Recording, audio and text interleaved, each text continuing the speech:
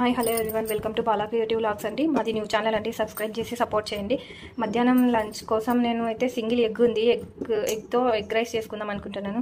దానికి అవసరమైన ఇంగ్రీడియంట్స్ అన్ని నేను ముందే కట్ చేసి పెట్టుకున్నాను. చూసేయండి, 1 ఎగ్, ఆనియన్, పచ్చిమిర్చి, కరివేపాకు, టమాటో, పసుపు, కారం, ధనియాల పొడి, సాల్ట్, కొత్తిమీర, ఆయిల్. ప్రాసెస్ చూసేద్దామండి. ముందైతే నేను ఎగ్ ఫ్రై చేసుకుంటున్నానండి. ఒకసారి చూడండి.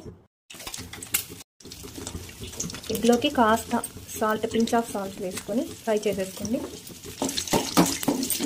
ఎగ్ ఫ్రై అయ్యాక తీసి పక్కన పెట్టుకోవాలండి. ఎగ్ని తీసి పక్కన పెట్టేసుకున్నానండి. ఇప్పుడు ఆయిల్లోకి ఆనియన్స్ వేసుకోండి. ఆయిలే సరిపోతుందండి, మళ్ళీ ఆయిల్ వేసుకోవాల్సిన అవసరం ఏం లేదు. ఆనియన్స్ కాస్త ఫ్రై అయినాక చిల్లీ వేసుకోండి. గ్రీన్ చిల్లీ వేసుకున్నానండి. కరివేపాకు ఫస్ట్ వేయాల్సింది, మర్చిపోయినానండి, ఏమనుకోద్దండి. టొమాటో బాగా ఫ్రై చేసుకోవాలండి. కొంచెం సాఫ్ట్గా అయ్యే వరకు ఫ్రై చేయాలి. చాలా మందికి టొమాటో నచ్చదండి, అలాంటి వాళ్ళు స్కిప్ చేయండి. కానీ టొమాటో యాడ్ చేస్తే టేస్ట్ కొంచెం బాగుంటుందండి. కొంచెం మామూలుగా నార్మల్ కంటే కొంచెం ఎక్కువ టేస్ట్ వస్తుంది. టొమాటోస్ బాగా ఫ్రై అయ్యాయండి. పసుపు, ఉప్పు,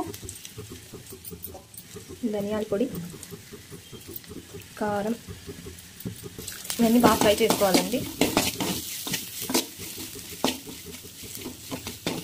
బాగా ఫ్రై అయ్యాక కొత్తిమీర,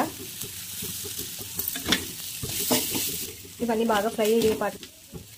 ఎగ్ అంతా అయిపోయిందండి, తినేసాను. ఫ్రై చేసిన ఎగ్ తినేసాను. ఇప్పుడు దీంట్లో రైస్ వేసుకొని తినేయడమే. Bye friends.